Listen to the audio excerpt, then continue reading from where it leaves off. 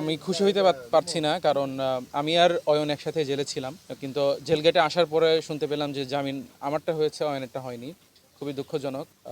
কালকে যখন আমরা বিকাল 5টা পেরিয়ে গেল এবং পেরিয়ে যাওয়ার পরও যখনও অয়নকে কোর্টে প্রডিউস করা হলো না, তখন যেটা মুসা ভাই বলছিলেন যে আন্তর্জাতিক আইনের পরিপন্থী, মানবাধিকার পরিপন্থী, সেটার বিপক্ষে আমি একটি সংবাদ সম্মেলনে ডাক দিই এবং ডাক দেওয়ার পরে সেখান থেকে আমি সংবাদ সম্মেলন করতে গেলে সেখান থেকে পুলিশ আমাকে অ্যারেস্ট করে। এবং যেটি মুসা ভাই যথার্থই বলেছেন যে আমাদেরকে, ইভেন আমাকেও, মানে অয়নের ব্যাপারটা তো কমপ্লিটলি, এটা তো আপনারা জানেন, আমাকেও এমনভাবে করছেন। আমাদের আইনজীবী ছিলেন ইসমাইল ভাই, ওনাকে সময় দেওয়া হয়নি। আমাকে যখন এখানে আনা হয়েছে তখন উনি বেল পিটিশনের জন্য আবেদন করার জন্য বলে গেছেন, কিন্তু আমি যখন জিজ্ঞেস করছি আমার আইনজীবী আসার কথা, বলছেন আপনার কোনো আইনজীবী আসে নাই। সো কমপ্লিটলি মিথ্যা তথ্য আমাকে দেওয়া হয়েছে এবং তারপরে আমাকে জেলে নিয়ে যাওয়া হয়েছে।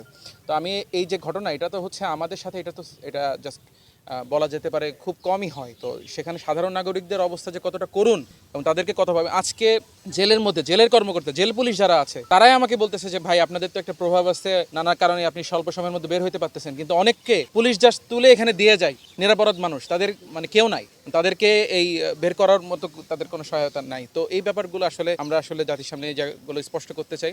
আমাকে শারীরিকভাবে লাঞ্ছনা করা হয়নি, তবে যখন আমাকে অ্যারেস্ট করা হয় তখন আমার সাথে অবমাননাকর আচরণ পুলিশ করেছে। আপনারা দেখেছেন আমার হাত থেকে তারা ফোন কেড়ে নেয় এবং তারা অনেকটা তুই তোকারের মতো করে আচরণ করে, যেটা আমার লাইভে আছে, আপনারা দেখেছেন। এবং লাইভটা শেষ হওয়ার পরেও কিছুটা আমাকে যখন পুলিশের গাড়িতে তুলে দেওয়া হয়, আমাকে পিছন থেকে অনেকটা মানে অবমাননাকর ভাবেই পেছন থেকে ধাক্কা দিয়ে যে ওঠ, গাড়িতে ওঠ, এই টাইপের একটা ব্যবস্থা। আমি তো উঠতেছি, আমি তো কমপ্লিটলি তাদের সাথে কোঅপারেট করতেছিলাম। স্টিল কোঅপারেট করার পরেও যে এক প্রকার ফোর্স বিহেভিয়ার আমার সাথে করা হয়েছে, সো এটা অবশ্যই নিন্দাযোগ্য।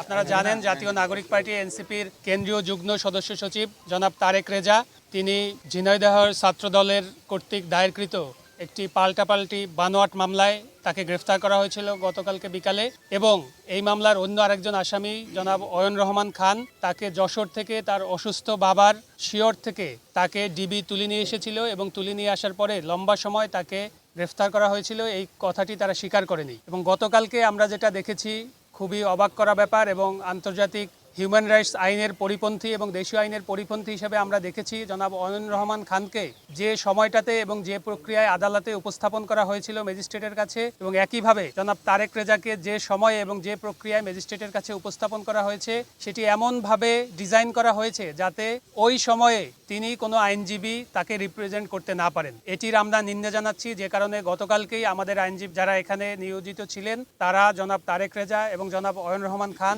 তাদের পক্ষে জামিনের আবেদন করতে পারেননি। এছাড়াও আপনারা লাইভ টেলিকাস্টে দেখেছেন যে জনাব তারেক রেজাকে যখন গ্রেফতার করা হয় তখন যারা গ্রেফতারকারী কর্মকর্তা ছিলেন তারা তার সাথে অবমাননাকর আচরণ করেছেন এবং তাকে হেনস্থা করেছেন, যেটা কোনো নাগরিকের জন্যই একটি অসম্মানজনক ব্যাপার। আমরা একটি গণতান্ত্রিক এবং আইনের শাসনের রাষ্ট্র নির্মাণ করতে চাই, সেটির জন্য এই পদক্ষেপটিও আমরা নিন্দা জানাচ্ছি। এরপরে এই দুইজনের জন্যই, জনাব তারেক রেজা এবং জনাব অয়ন রহমান খান দুজনের জন্যই আজকে আমরা ম্যাজিস্ট্রেটের বরাবর তাদের জামিনের জন্য আবেদন করি এবং শুনানি অনুষ্ঠিত হওয়ার পর বিজ্ঞ ম্যাজিস্ট্রেট শুধুমাত্র জনাব তারেক রেজার জামিনটি মঞ্জুর করেন এবং জনাব অয়ন রহমান খানের জামিনের আবেদনটি নামঞ্জুর করেন।